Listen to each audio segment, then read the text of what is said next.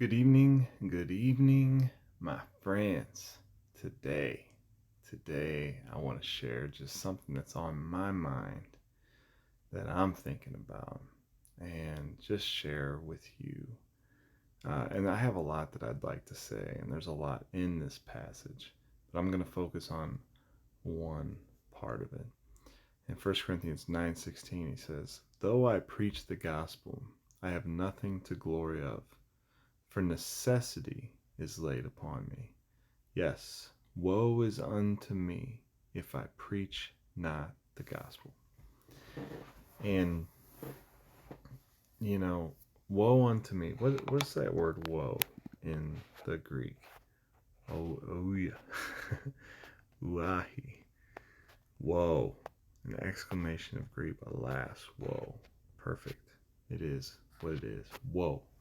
Like, um, yeah, woe. Like, it's bad news if you don't do it. You know what I mean? Whoa. Anytime the Lord is pronouncing judgment, or not anytime, there are times. I shouldn't like over exaggerate as if it's every time, but it's like, woe unto you. You know? How many times do you see the Lord say, woe unto you? Like, even when he's talking, even when Jesus is speaking unto the Sadducees and the Pharisees, like, woe unto them. Like it's not going to be good for them. And Paul is saying that, like, even though I preach, that doesn't give me something to boast of. Like, I'm not, preaching isn't something that I chose to do, which makes me a good person, okay? Preaching isn't something that I do because I want to. Preaching isn't something that I do to make sure that I secure my eternity or my entrance into the kingdom of Christ. No, but preaching is something I do because I have to. He says necessity is laid upon me. Let's see what that word for necessity in the Strong's is. Anaki. Constraint. Distress. Like he's constrained to do that. It's distress. It's something that,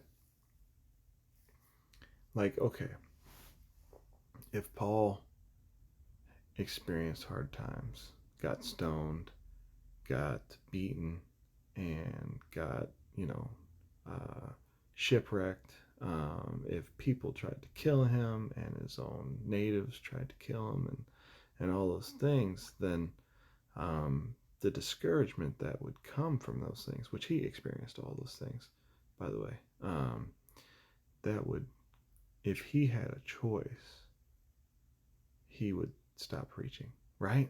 You know what I mean? Like, according to the flesh, according to anything that makes sense, when you're doing something, whenever you're working and doing something, and all you experience is like constant, a constant struggle, constant rebellious, constant like coming against you, there's this temptation to stop, right?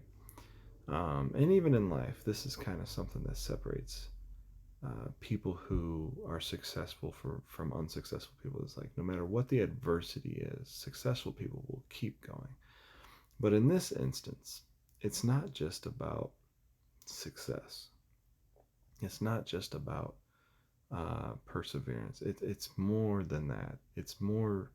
It's more like, if I don't do this, I don't want to know what the consequences would be. You know what I mean? Like, it's more about not just ha- having a prize to attain. It's more about like the consequences that would come if it wasn't done. And I think that's important because sometimes if it was just about like the reward, you could talk yourself out of like needing the reward. You know what I mean? Like, you know what? Is it really worth it? You know what I mean? Even though it is worth it. But sometimes there's something else that needs to put a little fire under your butt. The consequences that would come if you were not to do what the Lord told you to do. And woe is not something that I want to experience. You know what I mean? So I don't want to preach. I don't want to be in ministry. I don't want to experience all the things that I have to experience on a daily basis. And man, it's a difficult thing, but I don't have a choice. You know what I mean? And do any of us really have a choice? Um, whether or not to serve the Lord? I don't think so. Because really, if you don't do the Father's will and bow the knee to Jesus Christ, what's waiting for you? But whoa, you know what I mean?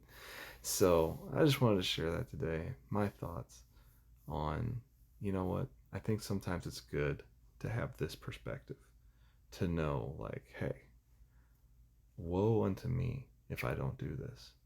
Like, you need to be convinced that you get of what God has called you to, and know that you have no choice but to do that. Okay? You have to do what it is that the Lord has clearly told you. You have to be convinced. I know that I have to share the gospel. I know that, like, it would be easier and feel better for me would be to just focus on flipping houses and remodeling and all the things that I enjoy doing, and focus on my family, and just quit worrying about ministry and church and all the headaches that come with that. But I don't have a choice. So I'm not complaining. I'm just pointing it out that I understand. And I hope that you understand as well that we don't really have a choice but to do the Father's will. Amen.